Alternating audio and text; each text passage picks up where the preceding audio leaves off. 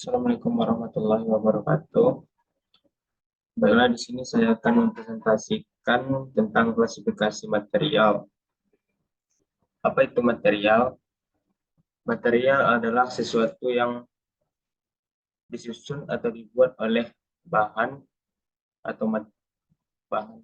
Material digunakan untuk transportasi hingga makanan.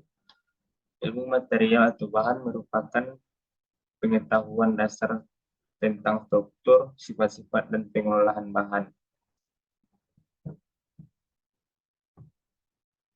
Material dapat digolongkan dalam dua kelompok, yaitu yang pertama logam.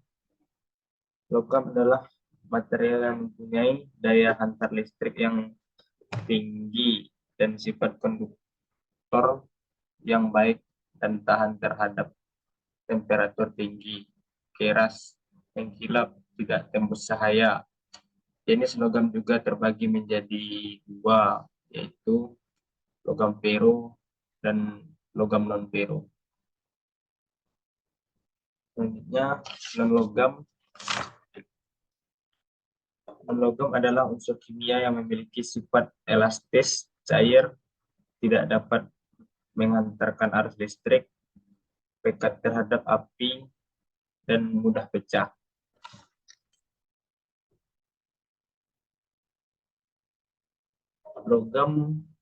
Jenis logam juga terbagi menjadi dua, yaitu logam fero dan logam non-fero. Logam fero adalah logam paduan yang terdiri dari campuran antara unsur besi dan karbon. Contohnya seperti baja. Baja adalah paduan antara Fe dan C, atau besi dan karbon. Karbon meskipun maksimum baja adalah 2,1%. Karbon di dalam baja membentuk karbon besi. Berdasarkan komposit kimia, baja dapat dibagi menjadi baja karbon, baja paduan, dan lain-lain. Selanjutnya, logam non-fero. Logam non-fero adalah jenis logam yang secara kimiawi memiliki unsur besi, seperti aluminium, tembaga, dan nikel. Aluminium terutama diperoleh dari bahan bauksit. Aluminium adalah komposit yang sangat umum. Sekitar 8% dari kerak bumi. Biji aluminium yang paling umum adalah bauksit. Selanjutnya tembaga. Tembaga diekstraksi dari biji tembaga seperti tembaga logam, dan berbagai paduannya telah digunakan dalam industri teknik dan untuk banyak kegiatan lainnya. Ini karena beberapa sifat yang berguna dari tembaga. Dan selanjutnya nikel. Nikel diproduksi dari biji sulfida yang bernama pentlandit.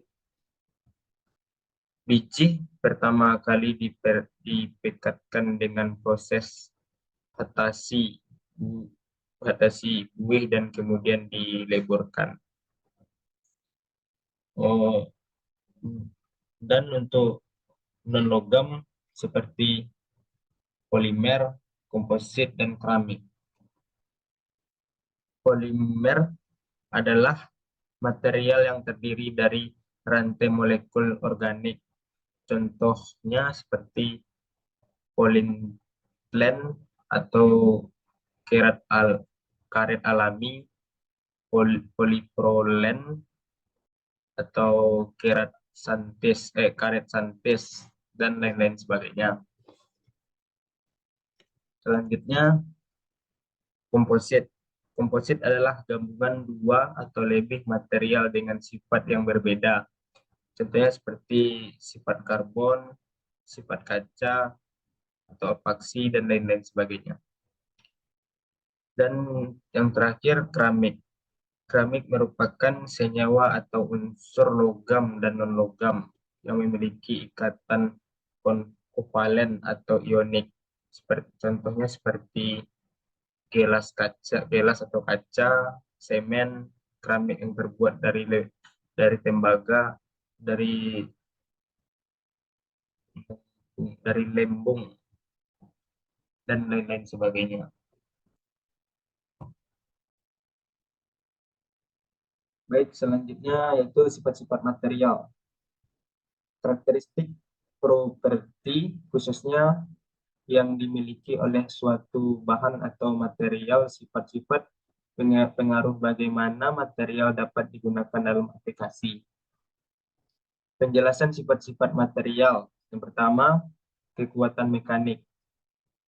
Mengacu kepada kemampuan untuk memahami beban atau tekanan tanpa mengalami deformasi atau kekerasan yang signifikan. Ini termasuk sifat-sifat material. Contohnya, baja adalah material yang memiliki kekuatan yang tinggi. Ini digunakan dalam pembuatan struktur bangunan, kendaraan, dan mesin berat. Kemampuannya untuk menahan beban yang berat tanpa deformasi yang tinggi. Yang kedua, kekerasan. Sifat material yang menggunakan ketahanan material terdapat penetrasi atau goresan. Semakin keras material, semakin sulit untuk menggores akan merusaknya. Contoh, berlian material yang sangat keras dan digunakan dalam industri berlian untuk membuat alat pemotong yang tajam. Baja keras dibuat seperti material seperti mataboard dan lain-lain. Yang ketiga, kekuatan. Mengacu ketidakmampuan material untuk deformasi ketika dikenai gaya. Material yang kaku memiliki modulus elastis yang tinggi. Dan yang keempat, kekonduksian panas. Kemampuan material untuk menghantarkan panas. Contoh, logam seperti tembaga dan aluminium memiliki konduktor panas yang baik. Yang kelima, kemampuan listrik. Kemampuan material menghantarkan arus listrik. Material yang baik dalam menghantarkan arus listrik disebut konduktor. Contoh, tembaga adalah konduktor listrik yang baik. Yang selanjutnya, korosi resistensi. Kemampuan material untuk tahan terhadap oksidasi atau kerusakan akibat reaksi kimia dengan lingkungan atau zat-zat tertentu. Contohnya seperti stainless steel, tahan terhadap korosi. Dan yang terakhir, densistensi. Massa suatu material per unit volume ini berguna sebagai pengukur berat suatu material. Contohnya seperti baja memiliki densistensi yang tinggi.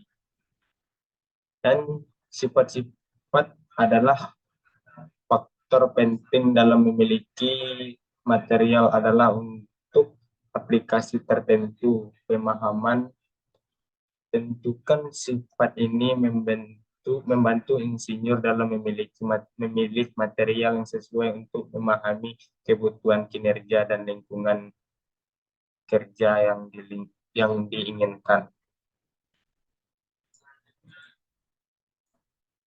Mungkin sekian yang bisa saya sampaikan. Jika ada kata-kata yang kurang nyaman, mohon dimaafkan. Karena yang nyaman itu saat berada di pelukannya. Kayu ting makan kepiting. Thank you for everything. Assalamualaikum warahmatullahi wabarakatuh.